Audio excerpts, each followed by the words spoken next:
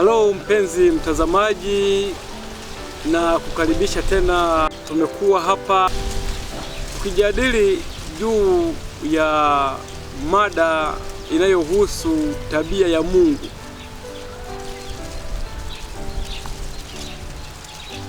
Ikiwa wewe ndio unaungana na sisi kwa mara ya kwanza, basi nikusihi kwamba yako masomo yaliyopita nyuma.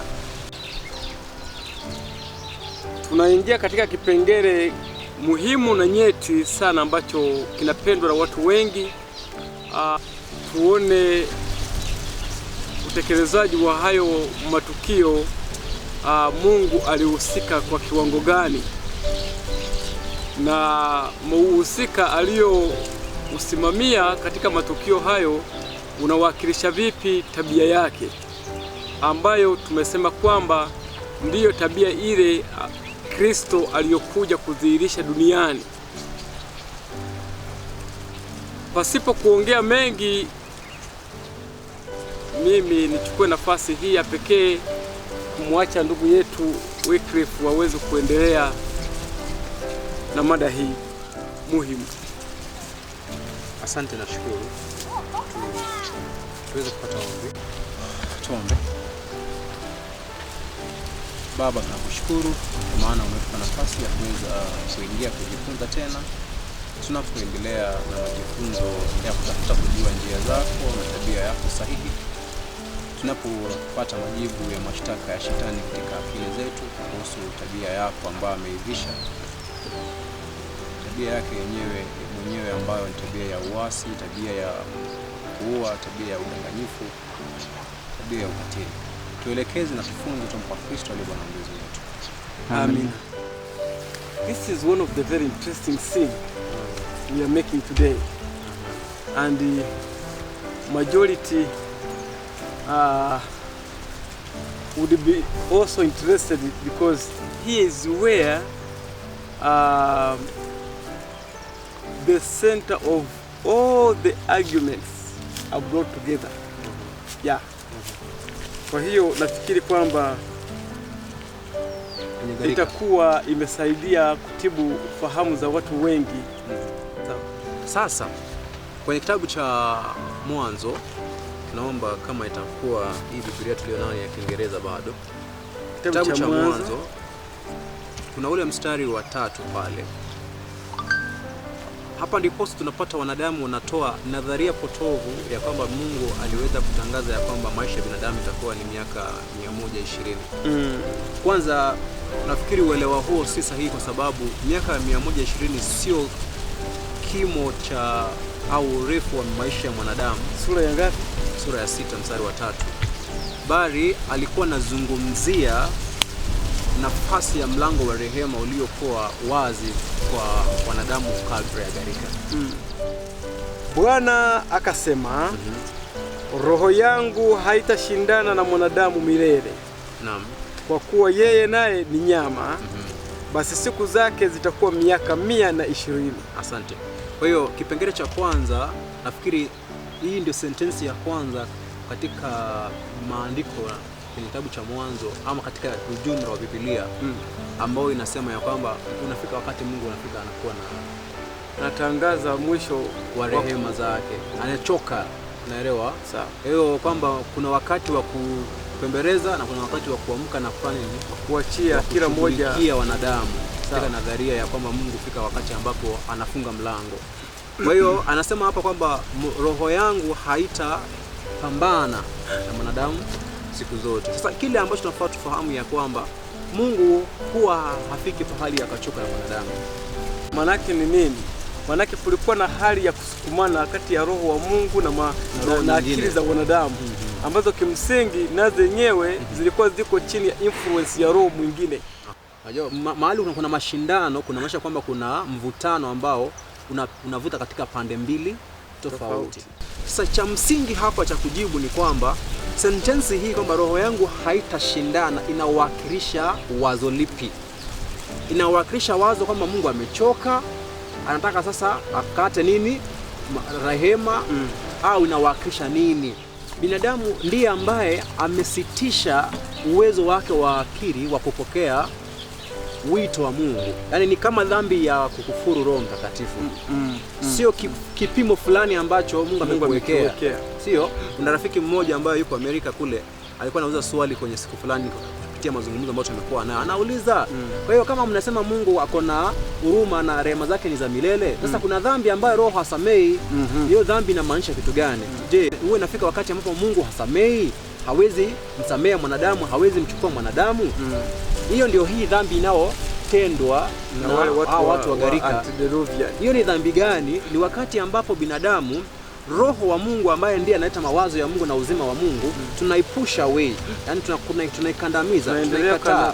Tunaendelea kuikataa. Mwisho uwezo wetu wa akili wa kuweza kukubali na kupambanua mema na mabaya unafanya kitu gani? Unakufa ndani yetu. Matokeo yake ni kwamba hata Mungu akiendelea hakuna mabadiliko ambayo atakayoyaleta katika akili ya nani? Ya huyo mwanadamu. So inabidi Mungu aheshimu uchaguzi wa mwanadamu, kwa maana huyu mwanadamu amefika mahali ambapo ameamua ya kwamba anachokitenda ndicho sahihi, na unapoendelea kumletea mawazo tofauti ambayo ameshayakataa ni kumlazimisha katika njia zako. Inakuwa ni kuvunja ile sasa kanuni ile ya uhuru. Kwa hiyo ndio msikilizaji, ndio maana hapa katika fungu la 5 maandiko yanajieleza, anasema hivi: Bwana akaona ya kuwa maovu ya mwanadamu ni makubwa duniani, na kwamba kila kusudi analowaza moyoni mwake ni baya tu siku zote. Nataka niende kwenye hiyo point ya kila kusudi, yani every thought that is coming, yani inamaanisha kama alikuwa anawaza, yani bora tu alikuwa anawaza, yani alichokuwa anawaza ni nini? Ni mabaya tu, na yeye ni Mungu hawezi kuongopa. Kwa hiyo hakuna mahali wazo zuri linaweza kupata nafasi ya kukanyaga mguu. Maana yake nini? Kwa hiyo mawazo yote ya Mungu yameshapingwa na kukataliwa. Tayari watu wamefanya decisively choice, yani sisi ni wa upande huu na tumeamua hivi. Kipengele cha msingi hapa ni kwamba binadamu anapopewa ruhusa ya kuchagua, sasa si ruhusa, actually ni zawadi ya uchaguzi. Mungu anaheshimu zawadi hiyo kwenye gharama yoyote. Sawa? Now, ndipo nikasema kwamba kuna mwandishi mmoja anasema hivi, nafikiri kama zikosea ni Ellen White. Anasema kwamba ilifika wakati ambapo binadamu kutenda dhambi kakuwa ni sayansi. Walikuwa wanatenda dhambi kama watu wanaokunywa maji. Unaelewa? Sasa imefika mahali ambapo mwanadamu ameshakomaa katika yale ambayo ameamua kuyatenda. Kwa hivyo sasa huu muda ambao tunaozungumzia hapa, miaka 120, sio muda wa Mungu kusitisha kazi ya kukomboa binadamu, bali ni nafasi ambayo ataendelea kupambana, ila anaona uharibifu unapokuja muda huu ulio mbele ikiwa hawatabadilisha mienendo. Naomba nirudie tena nyuma kidogo. Huu muda, yani kwa mfano wa miaka 120. Hebu kidogo hapo. Kuna wakati tulisema hivi. Binadamu anayetazama watu wawili wanapokuwa wanavutana. Yeye akachukua sentence iliyosemekana kwamba wewe baada ya hii siku utaona, si kwamba utaona, utaniona. Baada ya hii siku utaona. Yeye akachukua hiyo sentence, walikuwa nagombana, hii siku utafanya nini? Utaona. Baada ya hapo zile siku zikatimia, na hakika mabaya yakatendekea yule mtu ambaye aliambiwa utaona. Moja kwa moja wajasusi wa nchi yoyote ile wataanzia yule aliyesema kwamba baada ya hizi siku utafanya nini? Huyo ndiye wanafikiria yuko na siri yote ya yaliyofanyika. Kwa hiyo sasa Mungu anapotoa muda huu ni kama huyo ndugu anayekuwa katika mvutano wa maneno, kumbuka ndio pambano, na jirani yake au rafiki yake. Lakini haya ambayo Mungu anasema utayaona baada ya hili, kwa maana Mungu huwa anajua mwanzo hadi nini? Hadi mwisho. Anaona yaliyo mbele. Sawa? Kwa hiyo kwa sababu yeye ni Mungu wa upendo, inabidi atangaze na atangazie watoto wake hatari iliyo wapi? Iliyo mbele. Sasa huo ni upendo na wala sio vitisho, unaelewa? Unapoangalia mtu anaenda mbele, unamwambia by the time unafika kule utakufa. Unaelewa? Utapata hatari. Yaani hapo anatoa hatari ambayo anaitoa kwa upendo kwa ajili ya mtoto wake. Kwa hivyo ikiwa watabadilisha njia, then ile hatari iliyokuwa mbele haitawapata. Ila ikiwa hawatabadilisha njia, ile hatari iliyokuwa imeonekana mbele itafanya nini? Itawapata. Ila kwa mwanadamu ambaye ni muovu, maandiko yanatuambia kuna njia inayoonekana mbele yake nini? Ni njia ya uzima, ila mbele ni nini? ni mauti. So Mungu akiangalia mbele yeye anaona mauti, sawa? Na of course wanadamu wote tangu mwanzo kuanzia Adamu na wa kwanza mwingine baada ya hapo aliyekuwa na hiyo nadharia ya haki bandia ni Kain, wanasema Mungu ndiye anayewaadhibu. So wao wanatafsiri ya kwamba yanayokuja ni Mungu anaenda kuyaleta. Ndio maana lugha ya Biblia imeandikwa kwenye lugha ya kioo pale. Yale ambayo Mungu hata yazuia yasitendeke, kwa maana amezuia na mwanadamu kuzuia hayo, wanawekea Mungu ndiye ambaye ametenda. Hii ni kawaida ya wanadamu. Mimi nimekuwa katika jamii ambazo kuna maneno fulani ukiwa unamwambia mtu anasema hivi, usio unaongea hivyo utaniletea laana. Wewe ndio ushindwe. Ushinde na hata hiyo nafikiri kumbe hata unajua. Mtu anakuambia hivi, usiniambie mimi hivyo.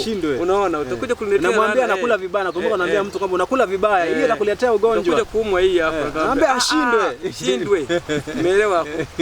Na kwamba wewe unachomwambia ni wewe unamletea. Wewe ndio utaleta. Kumbe wewe unaongea kwa sababu unajua impact ya hicho kitu namna ambavyo itakuwa. Ni sawa na mzazi anamwambia mtoto wake kwamba wewe utakuja kuwa mwizi. Umeelewa? Ni kama ameanza kudokoa vitu nyumbani, anaanza kudokoa. Ni mara nyingi sentensi hiyo inatoka kwa wazazi kwamba kama utaendelea hivi utakuja kuwa mwizi. Kwa nini? Kwa sababu huyu mzazi anafahamu mwanzo wa wezi huo unakuaje. Na anaona huyu mtoto naye ameanza kuvaa hivyo viatu vya kuelekea katika hatua ya nini? Ya wizi. Hivyo kesho akija kuwa mwizi kweli, hatuwezi kusema kwamba ni baba yake alimlaani huo wizi umpate. Unaona? Sasa akili zetu mama, kuna ile sentence inasemekana baba na mama anakuambia hautaenda mbali. Kwa maana yake si kwamba anakulaani, anaona mwenendo yako nao ifuata, anajua mwisho wake haya atakupeleka katika uzima. Kwa hiyo ikiwa sisi tu katika maisha ya kawaida mtu akisema vile na kweli mambo yakatokea, huwa tunasema kwamba ni wao ndio wameleta yale mambo juu yetu. Vipi kwa upande wa Mungu? Utaona kwamba pia tunamvisha Mungu hayo kwamba kwa sababu the last time ni Mungu ndiye alizungumza hivi na kweli yametokea, then kwa vyovyote ni Mungu ndiye amefanyaje? Amefanya. Huwa nawapa challenge watu wale ambao tunakutana nao katika mada hizi, wakati mwingine wanakuwa wagumu kuelewa. Wanashikilia sentence kwamba si Mungu ndiye aliongea. Umeelewa? Kwa kuwa Mungu alisema hivi utakufa hakika. Wengine wanasema Mungu ndiye alileta kifo. Kwa sababu yeye ndiye wa kwanza kabisa kuongea juu ya habari ya kufa. Kwa hiyo kama kufa kuko duniani, kwa vyovyote aliyesababisha, aliyekileta kifo ni nani? Ni Mungu. Nafikiri kuna watu wanaosema vitu kama hivyo kwenye mambo ya predestination, Calvinism. Wanasema yote yanayotendeka hapa duniani ni kwa sababu ya mapenzi ya Mungu. Kwa maana nyingine wanasema ya kwamba hamna lolote ambalo linaweza tendeka isipokuwa Mungu ndiye aliyeliordain. So kuna watu ambao wako na hizo nadharia kwamba hata kwa mfano nafikiri wakati mwingine tukipata nafasi tutakuja kuangalia mambo ya magonjwa, ajali, majaribu. Mungu anajaribu wanadamu vitu kama vile. Wengine wao wanafika mahali ambapo akipata ovu, inapokuja ovu limetendeka, kwa mfano leo nikatoka na gari nikaenda nikapata accident. Wanaamini kwamba hilo limetendeka kwa maana yake Mungu alikuwa amelipanga. Na kwa hiyo nafaa nishukuru kwa maana ule uovu ambao Mungu alikuwa amepanga ndio umenipata mimi, angalau umeshapita. Sasa nishukuru kwa maana yake umeshapita, nimebaki hai na niendelee kuomba nishinde linalokuja mbele kwa maana Mungu ameshalipanga. Na unaomba kwa yule anayepanga. Tukana kazi hapa kwamba Mungu ana oversee. Si ndivyo? Oversee no maanisha. Yaani analitazama jambo lililo mbele kabla. Now that's not oversee. That is foresee. Anaforesee. Because when you say an overseer ni mzee anayesimamia. Okay. Anaforesee of course. Foresee. Mungu anatazama mbele kabla haijaja. Na kwa nini anaweza katika mambo fulani? Ni kwa sababu anajua kanuni na njia zinazoelekea kwenye mabaya na njia zinazoelekea kwenye mazuri. Hebu kidogo kabla hata uendelea mbali, ningeomba camera person nisaidie na toa hindi moja ambayo limeharibika pale, mbegu moja tu tupatie. Now, sasa tuendelee. Okay, kuna mfano mzuri hapo kwa msikilizaji. Mungu anajua njia inayoelekea kwenye mabaya na anajua njia inayoelekea kwenye mazuri. Si ndivyo? Anaelewa mwisho. Anaelewa kwa hiyo kutokea hapo ndipo Mungu anapojua mwisho utakavyokuwa. Si ni kweli? Ambao pia na sisi uwezo huo tunao kwenye kiwango fulani, kwa kiwango fulani. Ndio maana mzazi anamwambia mtoto wake, kwa hivi utafanikiwa, kwa hivi utakuja kufanya hivi. Daktari anamwambia mtu hivi, kwa kula hivi utakuja kupata saratani, na hajamtakia saratani, na hajamtakia. Na shirika la afya 2015 nafikiri lilitoa rekodi likasema kufikia 2030 nusu ya wakazi duniani watakuwa wanaumwa saratani. Umeelewa kwa nini walisema hivyo? Ni wao ndio walitegemea kupanda saratani. Waliona mwenendo wa dunia katika kula na kufanyaje na kunywa.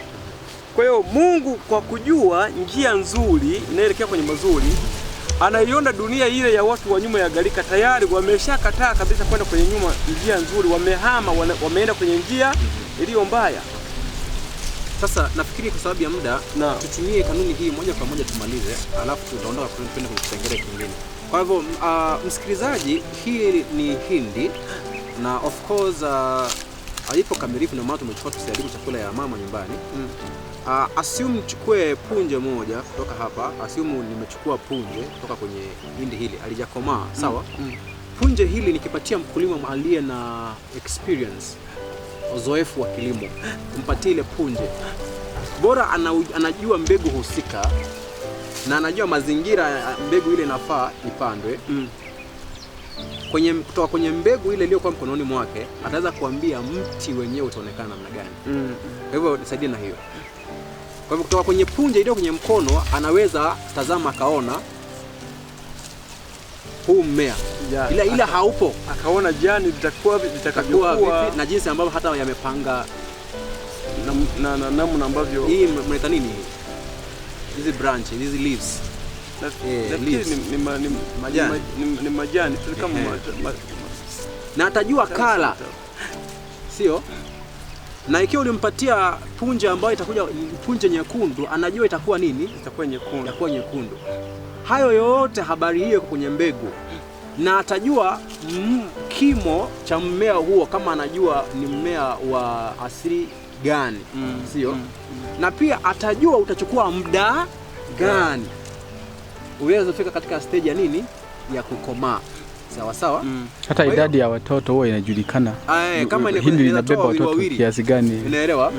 Kwa kifupi, kipengele cha msingi hapa ni kwamba Mungu anapokuwa anaona mbegu fulani ndani ya moyo, whether ni mbegu ya uzima ni yake, anajua mwisho wake. Mbegu ya mauti anafanya nini? Anajua mwisho wake. Kwa hivyo ana uwezo wa kutangaza mwisho wa jambo kabla halijatendeka, akiona kanuni yenyewe husika. So mpaka pale, hii ndiyo kanuni ambayo tunaitumia katika kuelewa hatari ambayo inakuwepo kama hautaweza kufahamu hili katika matamshi ya Mungu kuhusu mambo ya mida. Okay? Ni kwa sababu anajua baada ya huu muda hakutakuwa na ulinzi mwingine nje ya wale ambao watakuwa wamejitoa kwa wake. Unaelewa?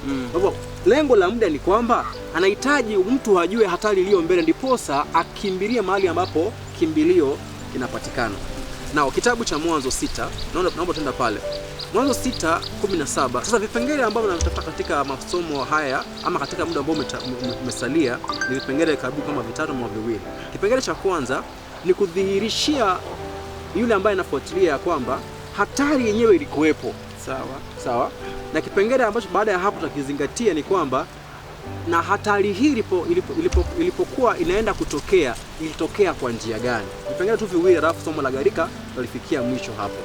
Nao tuende kitabu cha Mwanzo 6:17. Anasema namna gani? Mwanzo 6:17. Anza 11 samani 11. Anasema dunia ikaharibika mbele za Mungu. Kwa hiyo dunia tunayozungumzia hapa si wanadamu, tunazungumzia ardhi, mazingira. Okay? Sasa kitu cha kwanza, wakati Mungu anasema kwamba dunia hii na wanadamu hawa mwisho wao, miaka yao itakuwa hii. Okay. Sasa mpenzi, kile ambacho tulikuwa tunatafuta hapa ni kutafuta ushahidi ya kwamba dunia yenyewe ilikuwa imejaa dhuluma na uharibifu ambao Mungu ndiye aliyekuwa anauzuia. Kitabu cha Mwanzo 6:11 inasema kwamba dunia ilikuwa imeharibika kwa sababu ilikuwa imejaa dhuluma. Now, dhuluma nao itakuta hapa, the word violence ni uharibifu ambao ni ukatili na uasi na bugudha ambao zilikuwa zimejaa. Now, kawaida unaposema kwamba dunia imejaa dhuluma katika mtazamo wa sentensi hiyo, huwa unawakilisha au unalenga kuelezea tabia ambazo binadamu anazitenda katika ulimwengu au katika dunia. Now,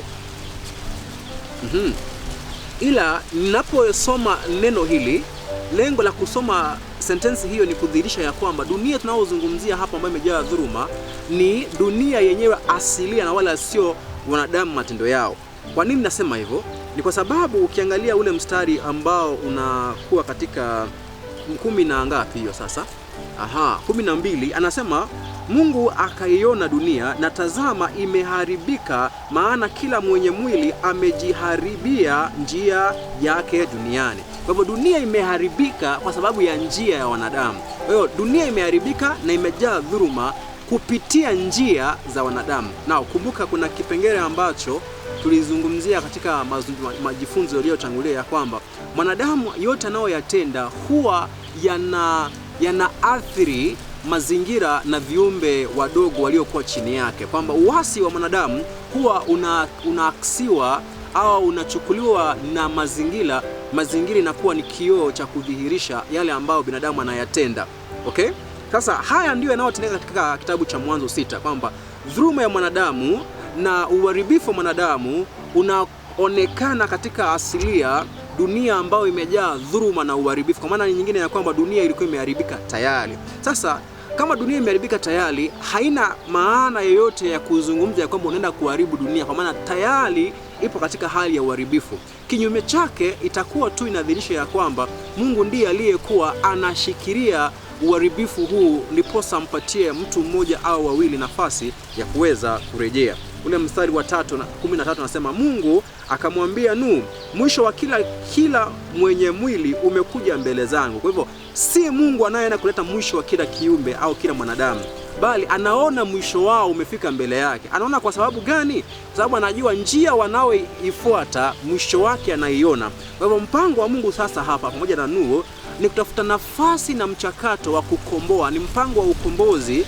ambao anauleta kwa ajili ya yeyote ambaye atahitaji msaada na wokovu kutoka kwa Mungu, ila hawezi tumia njia ya kulazimisha. Ndipo anasema ya kwamba kwa sababu wameijaza dunia dhuluma, basi nitawaharibu pamoja na dunia. Kwa hivyo hiyo ndio sentensi ambayo sasa Mungu inaamrisha katika kesi. Mungu anasema ya kwamba wao wamejaza dunia dhuluma na wameharibu dunia, hivyo mimi nitawaharibu pamoja na dunia hiyo yao. Sasa sikiza hapa, dunia tayari imeharibiwa, mwanadamu tayari ameharibu njia zake, binadamu tayari amejaza dunia na dhuluma. Dunia imejaa dhuluma, Mungu ndiye anayeshikilia dhuluma iliyo katika dunia.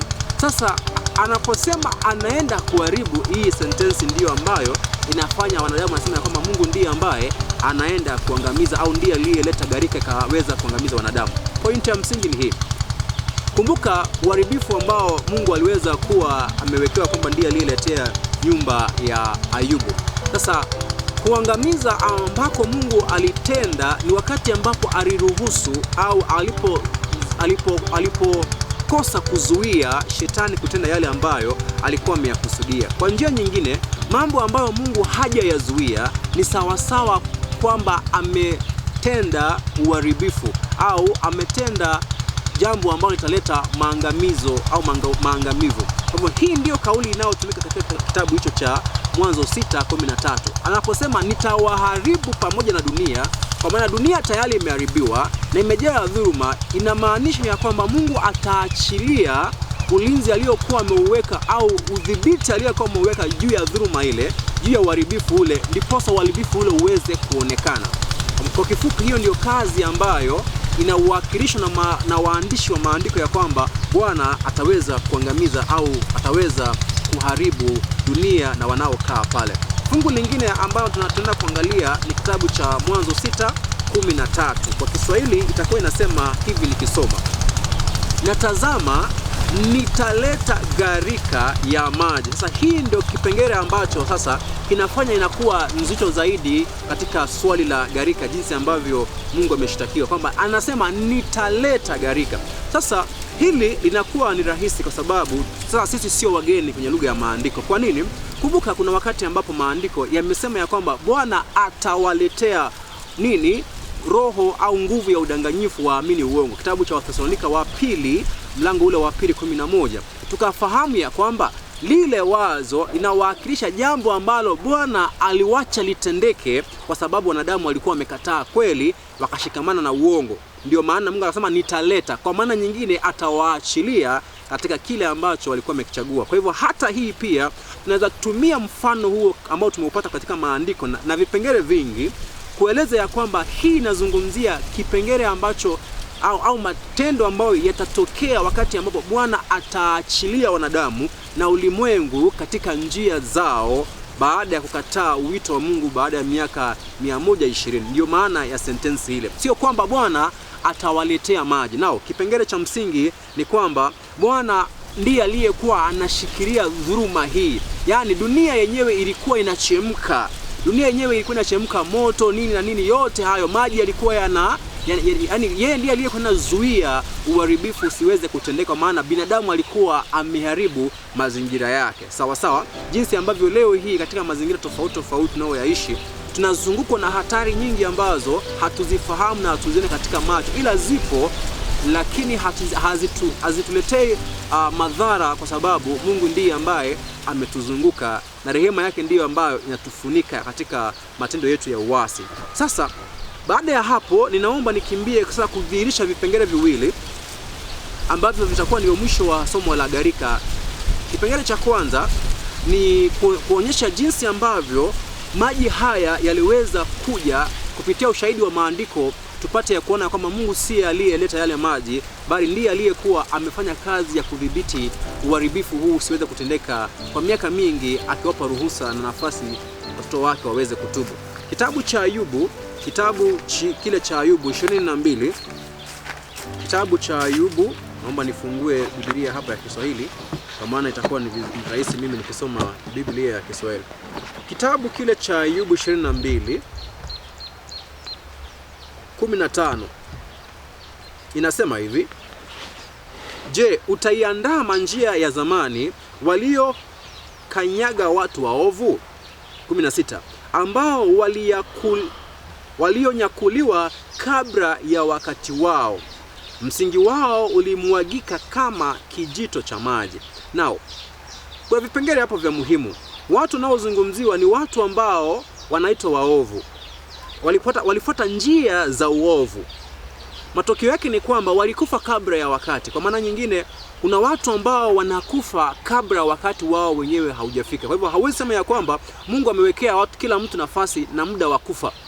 Kwa maana ikiwa iko hivyo, hapo tunapata kwamba kuna muda ambao angalau mtu alikuwa nafaa aishi, ila kwa njia zake alizokuwa naishi anakatisha kimo cha urefu ambao alikuwa anaweza kuishi. Kwa hivyo kuna watu ambao walikufa kabla ya wakati. Inamaanisha kwamba kuna watu ambao wanakufa kifo cha mapema. Kwa nini? Kama Mungu ndiye ambaye amewawekea muda wa kufa. Kwa maana Mungu ha-control timing ya mtu kufa duniani, bali binadamu ndiye anaye control wakati anaoenda kufa kwa kupitia matendo anayo yaishi hapa duniani. Japokuwa mwishowe atakufa, lakini angalau atakuwa amefika katika kimo cha uzima wake aliyokuwa anaweza kuishi kulingana na maumbile yake.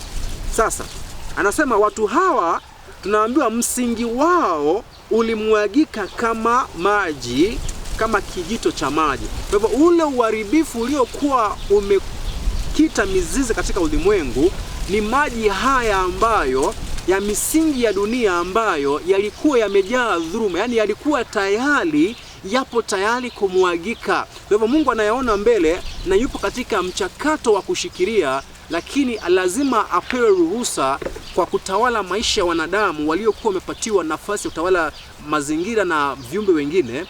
Kwa kukubali Mungu katika maisha yao, ndiposa Mungu atapata ruhusa na nafasi ya kuwapatia ulinzi kama Bwana na mkombozi wao au kama mfalme wao. Sasa tunaambiwa kwamba watu hawa msingi wao ulimwagika kama maji. Sasa huu msingi tunaambiwa kwamba unapomwagika kama maji, Mungu ndiye anayemwaga msingi wao kama maji au unamwagika wenyewe. Sasa kwenye maandiko hapa tunaambiwa hivi, msingi huu wao ndio unaomwagika kama maji, na wala sio kama unamwagwa kama maji. Hamna, ndio wenyewe ambao unamwagika kama maji. Kwa hivyo nafasi ya Mungu ilikuwa ni gani ya kuangamiza pale? Sio kwamba ndiye aliyemwaga maji, bali kwamba yeye aliweza kuachilia wanadamu wafanye yale wanaoyataka, wafuate njia zao wenyewe, na matokeo yake ni kwamba dhuluma iliyokuwa imezuiwa ikaweza kudhihirika. Sasa mpaka hapo naomba tuende ule mstari wa 17. Inasema hivi, walimwambia Mungu, tuondokee. Tena huyo Mwenyezi Mungu aweza kuwafanyia nini? Sasa Biblia ya Kiingereza inasema hivi, which said unto God, depart from us, tuondokee, depart from us, tuondokee. Sasa nauliza kwenye Kiswahili, huyo Mwenyezi aweza kuwafanyia nini? Kiingereza ikauliza, what can the Almighty do for them? Atawatendea nini? Yaani kwa maana nyingine, walipomwambia Mungu tuondokee, Mungu angeweza kufanya nini nyingine? Sio kwamba walikuwa naambia Mungu utatufanyia nini. Yaani point ya msingi ni kwamba baada wamefika mahali wakamwambia Mungu hatukuhitaji ondoka, ni kitu gani ambacho Mungu angeweza kuwafanyia?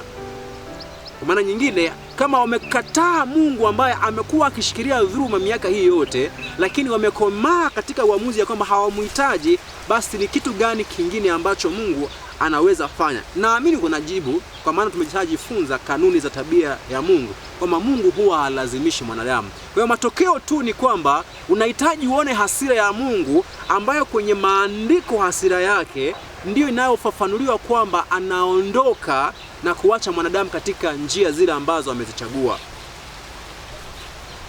Na baada ya hapo tupate ushahidi wa pili. Baada ya hapo tuone tunamalizia kipengele hiki wapi. Kitabu cha Isaya.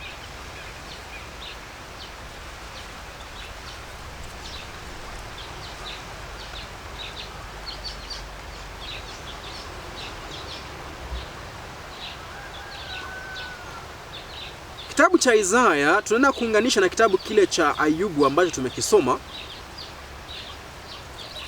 ndiposa tuone jinsi ambavyo mambo haya yalitendeka. Isaya 54 ule mstari wa 9. Naomba nisome kwenye Kiingereza. Inasema ya kwamba for this is as the waters of Noah. Kwamba hebu nifungue hapa. Kiswahili taendana na Kiingereza vizuri tukilinganisha utafsiri ulio hapo. Isaya 54 mstari wa 3. Mstari wa 8, samahani. Sasa ndio weza kuelewa muktadha wa jambo hili. Matendo haya yanayotendeka hapa yanawakilisha tabia na yanayotokea kwa nyumba ya Israeli ambao walikuwa wamemkana Mungu. Sasa naomba tuanze ule mstari wa 6. Anasema hivi, maana Bwana amekuita kama mke aliyeachwa na kuhuzunishwa rohoni, kama mke wakati wa ujana atupwapo, asema Mungu wako. Mstari wa 7, kwa kitambo kidogo nimekuacha. Kwa hivyo hapa tunawakilisha Mungu amewacha mke wake. Okay? Haya, lakini kwa rehema nyingi nitakukusanya. Kwa hivyo sasa hapa kumbuka kwenye somo ambao zimepita kuna mfano tulioutumia tunapozungumzia mwanamke ambaye ameasi mume wake na amechagua kuendelea kufuata njia ambazo ni za wapenzi wa kando. Mume wake anaporuhusu huyo mke wake ambatana na miungu wanaume wengine, basi anapopata mabaya kule nje, sio kwa maana mume wake ndiye ambaye amemletea, bali kwa sababu aliamua kuenda nje ya ndoa, akaingia katika anasa za dhambi, na mshahara wa dhambi ni mauti. Sasa hapa Mungu anajiweka kwenye muktadha huo kwamba Israeli, nyinyi ni kama mke wangu, nilikuwa nimewaacha, au kwa maana nyingine nilikuwa nimeheshimu uchaguzi wenu wa kuunganika na wanaume wengine, nikawaruhusu mfanye hivyo, lakini sasa nitakurejea kwa rehema nyingi. Kwa nini? Kwa sababu wakati ambao Mungu ameacha mwanadamu, au kwa njia nyingine Mungu anapokuwa ameheshimu uchaguzi wa mwanadamu, binadamu hufika mahali ambapo anarudi katika senses zake, anarudi katika fahamu, anamrudia Bwana. Ndiposa Mungu naye anasema namrudia. Okay? Ila sasa kipengele cha msingi ni hiki. Anasema mstari wa 8, kwa ghadhabu ifurikayo nalikuficha uso wangu dakika moja. Yaani ghadhabu ya Mungu ni kuacha mtu kwa uchaguzi wake, ila katika uchungu wa kuona mabaya ambayo yatampata. Kwa hivyo tunajua hapa hiyo ndio inayozungumziwa. Kwa hivyo anasema kwa ghadhabu inayofurika nilikuacha. kwa dakika moja, lakini kwa fadhili za milele nitakurehemu, asema Bwana mkombozi wako. Mstari wa 9, kwa maana jambo hili limekuwa kama maji ya Nuhu kwako. Kwa hivyo jambo ambalo tunalizungumzia hapo ya mume kuacha mke wake kwa hasira, kwa maana nyingine ya kuruhusu mke wake atende anavyotaka, ambao ni ghadhabu kwenye lugha ya maandiko, jambo hilo ni kama lililofanyika wakati wa maji ya Nuhu. Kwa maana nyingine, kwa wakati ya Nuhu Mungu alifanyeje? Inamaanisha Mungu alidhihirisha hasira yake ya kuacha watoto wake au kanisa lake au mke wake ambayo ni wanadamu. Anasema, maana kama nilivyo hapa ya kwamba maji ya Nuhu hayatapita juu ya dunia tena, kadhalika nimeapa ya kwamba sitakuonea hasira wala kukukemea. Kwa kipengele cha msingi ni kwamba Mungu hakuwa ndiye ambaye ameleta maji, bali ndiye aliyeheshimu uchaguzi wa watu wa gharika na akaamua kuachilia kwa uchaguzi wao, na matokeo ni kwamba misingi yao ya dunia ikaweza kumwagika. Lakini misingi hii ya dunia inayomwagika inamwagika kwa maana ulinzi wa Mungu umeondolewa na wanadamu wameachwa kwa njia zao na miungu waliokuwa na iabudu kama miungu ya jua.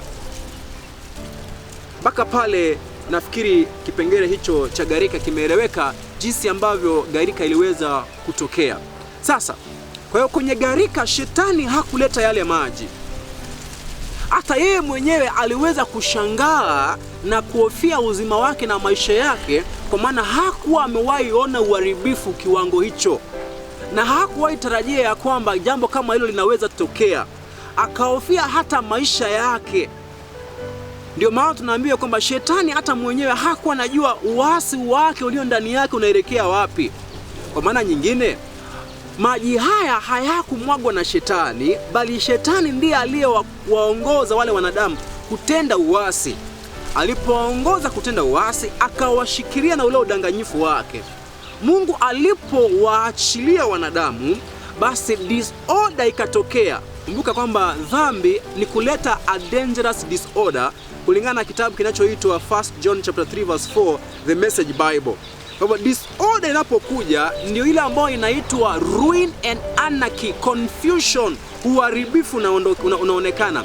Uharibifu huu unaonekana kwa maana Mungu ameondoa udhibiti wake kwa mwanadamu ambao mwanadamu ameukataa, na matokeo ni kwamba pia asilia iliyo chini ya mwanadamu nayo pia haipo katika udhibiti wa utawala wa mkono wa Mungu.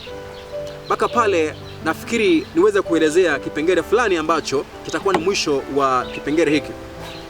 Unapoangalia kitabu cha Mwanzo, hii nitaweza tu kuelezea kwa ufupi, na baada ya hapo nafikiri watu wanaweza endelea kutafuta katika maandiko. Unapoangalia kitabu cha Mwanzo, Mwanzo ndio unakuwa ni msingi wa kuelewa jinsi ambavyo maji haya yanatokea. Kwa nini tunasema hivyo? Mungu alipokuwa naumba, kumbuka jinsi ambavyo asilia ilikuwa imewakilishwa katika ulimwengu, ilikuwa imetandazwa na maji. Yaani maji yalikuwa yametandaa katika uso wa nchi. Ndiposa Mungu apate nafasi ya kuweza kuumba, alitamka neno la uumbaji likatenganisha maji na ardhi. Okay? Kwa hivyo kukakuwa na nchi kavu na kwa kuwa na sehemu ambayo maji imekusanyika pamoja. Lakini pia kuna maji mengine ambayo aliweza kuyainua akayasuspend juu ya anga. Okay? Now, neno lililotenganisha yale maji ndilo neno ambalo Mungu amewekea mazingira amri ya kutopita. Kwa hivyo amri hii ambayo inazungumzwa kwenye kitabu cha Zaburi ya kwamba Mungu amewekea wigo ama amewekea mipaka maji ya baharini, ni neno la Mungu inashikilia mipaka ile. Na juu maji mengine yakaenda juu, au Mungu akayachukua juu neno lake likabaki kwamba ndilo ambalo linashikilia maji yale pale juu. Sawa? Ndiposa akaendelea kufanya kazi ya kuendelea kufanya kazi ya uumbaji. Sasa tunafahamu ya kwamba siku ya 4 Bwana akaweza kuumba mianga mikubwa miwili, jua na mwezi. Alafu akaiweka juu ya yale maji aliyoyatenganisha katika ile siku, kama sijakosea ni siku ya ngapi? Siku ya kwanza. Okay? Akaweka juu ya maji, yani kwa mfano tuseme ya kwamba hii ndiyo tunazungumzia. Biblia hii unayoangalia ni mkusanyiko wa maji ambao umechukuliwa juu kule angani. Okay? Na juu ya hayo maji, mahali nimekelea simu hiyo, akaweka mianga miwili ya nini? Mianga miwili ya jua. Unaelewa hapo? Sasa wanadamu walikuwa wanaishi chini hapa duniani, ila hawakuwa wanapata mianga moja kwa moja kutoka kwa jua na mwezi, bali mwezi ilikuwa inapasha joto yale maji, na yale maji yanapasha joto hapa duniani, na mazingira ya hapa chini yakawa ni mazingira ambayo yako katika balance, sio joto kali, sio baridi kali, yalikuwa maji hapo katikati. Okay? Sasa haya maji ndiyo ambayo kitabu cha Mwanzo natuambia na malango ya mbinguni kafunguka. Malango hao ni kumaanisha haya maji yaliyokuwa yameshikiliwa hapa juu yakamwagika. Yalimwagika vipi? Fanyika hapa ni kitu fulani. Unaposoma, hebu tuende kwenye kitabu cha Isaya. Hapa ndio ningependa tuweze kuangalia kipengele cha muhimu hapa. Kitabu cha Isaya 60 ule mstari wa 20 inasema hivi, kuanzia mstari wa 19. The sun shall be no more kidogo. The sun shall be no more thy light by day, neither for brightness shall the moon give light unto thee, but the Lord shall be unto thee an everlasting light, and thy God thy glory. Sasa hapa kitabu cha Isaya 60 kinaunganishwa na kitabu cha Ufunuo, wakati ambapo Mungu atarejesha mambo yote katika mwanzo wake, katika ukamilifu wake, katika hali yake ya kwanza. Anasema tena hamtahitaji jua kuwa mwanga kwa siku. Kumaanisha mwanzo wanadamu hawakuwa wanategemea jua moja kwa moja wapatie mwanga. Okay? Kumbuka kwamba mwanga ulikuwepo kabla ya jua kuwepo. Okay? Na baada ya hapo anasema pia mwezi hautakuwa na kupatia nini? Nuru kwako wakati wa usiku. Sasa kwa kifupi kipengele hiki kinatuwakilishia mambo yatakayokuwepo wakati ambapo Mungu atarejesha mambo katika uhalisia wake, au katika mambo ya hali ya kwanza iliyokuwepo kabla ya dhambi. Kumaanisha hii ndiyo hali iliyokuwepo kabla ya dhambi kuingia. Sasa sikiza mstari wa 20. Anasema thy sun shall no more go down. Sasa kwamba jua lako halitatua tena. Sio kumaanisha jua itakuwa inasimama mahali ambapo inasimama haiendi chini. Yani hii ku go down ni kupungua kwa ukali na nguvu. The energy of the sun haitaenda chini tena. Kumaanisha iliwenda chini tena, ila Mungu ataumba upya.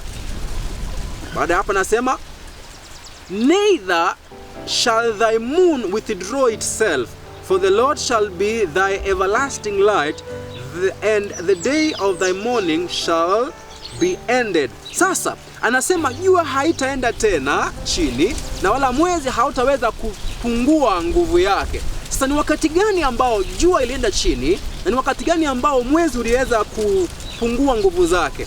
Sasa kile ambacho tunafanya, tunaangalia kitabu kingine ambacho ni Isaya huyo huyo 30 ule mstari wa 26 anasema hivi.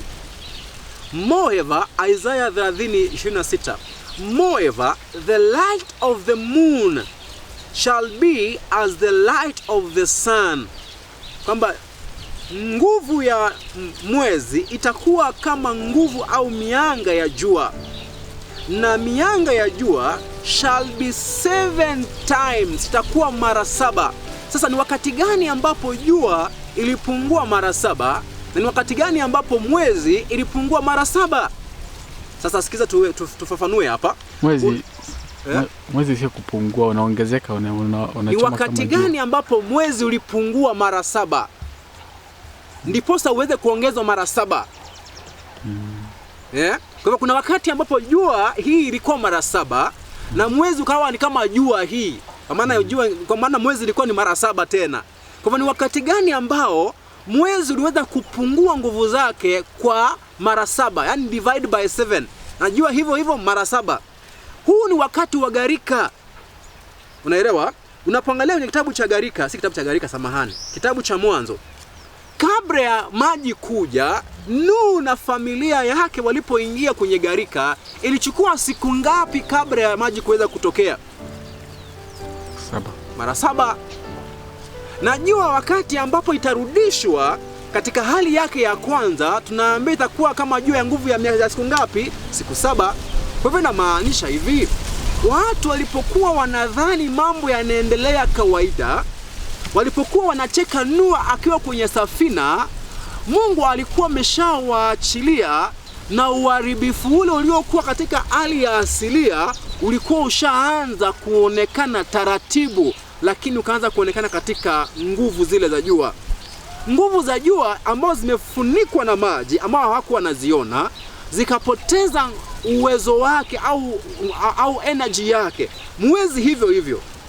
Sasa swali, ikiwa maji yalikuwa yamewekwa kwenye sufuria ambayo iko juu ya moto, yamekuwa yamechomwa, yatakuwa yako katika temperatures ziko juu sana, na probably hayo maji yatakuwa katika hali ya mvuke moto, mvuke wa ile moto kwa Kiingereza yatakuwa katika vapor.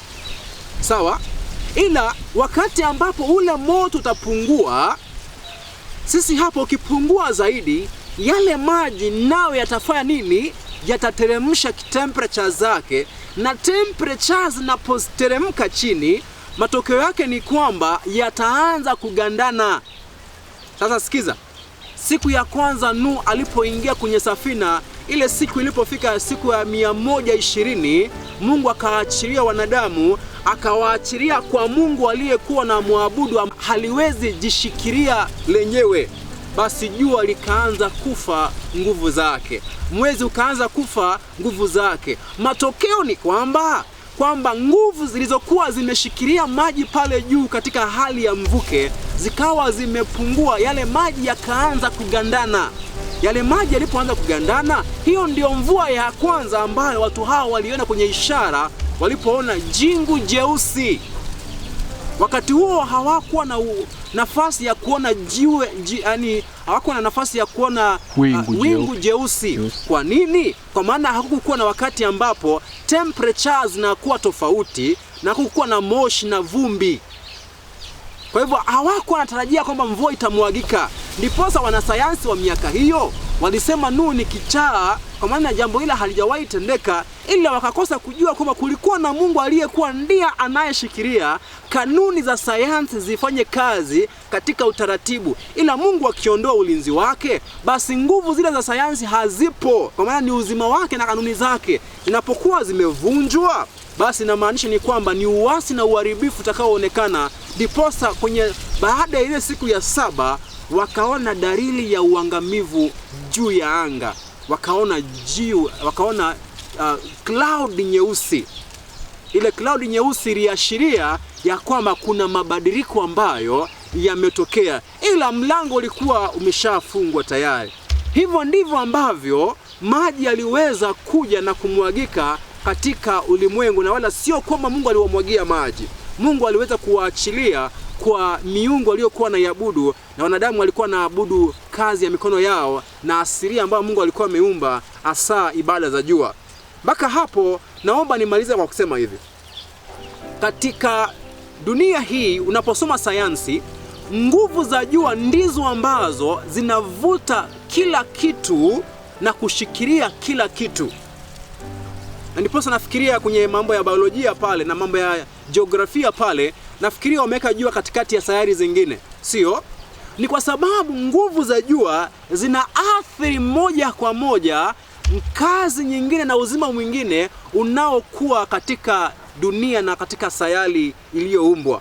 Kumaanisha wakati ambapo jua ilipopungua nguvu zake, basi nguvu zilizokuwa zimeshikilia kila kitu nazo zikapungua. Ndiposa maji ya juu yalipomwagika, pia maji ya chini nayo yakaanza kuja juu, kwa maana nguvu ambazo zilikuwa zimedhibiti zilikuwa zimefifia.